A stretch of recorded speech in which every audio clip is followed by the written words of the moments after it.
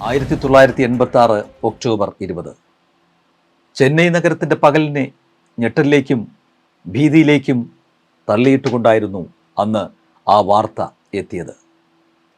West അണ്ണാനഗറിലെ 18-ാം number അവന്യൂവിലെ ബംഗ്ലാവിൽ റാണി പത്മിനിയുടെയും അമ്മ ഇന്ദിരാകുമാരിയുടെയും അഴുകി ജീർണിച്ച മൃതശരീരങ്ങൾ കണ്ടെത്തി. തിരുവനന്തപുരം സ്വദേശിയായിരുന്നു റാണിയുടെ അമ്മ ഇന്ദിരാദേവി. സിനിമാ പ്രേമിയായിരുന്ന അവർ സിനിമാ മോഹങ്ങളുമായി മദ്രാസിന് വണ്ടി കയറി. അവിടെ ഡബ്ബിംഗ് ആർട്ടിസ്റ്റായി ജോലി ചെയ്യുന്നതിനിടയിൽ ചൗധരി എന്ന ആളുമായി അടുത്തു. അങ്ങനെയാണ് റാണി പത്മിനി ജനിക്കുന്നത്. റാണി ജനിച്ചതും വളർന്നതുമെല്ലാം മദ്രാസിലായിരുന്നു. നടി എന്ന നിലയിൽ സിനിമയിൽ കയറിപ്പറ്റാൻ ഇന്ദിര ശ്രമിച്ചിട്ടും ലക്ഷ്യം കണ്ടില്ല.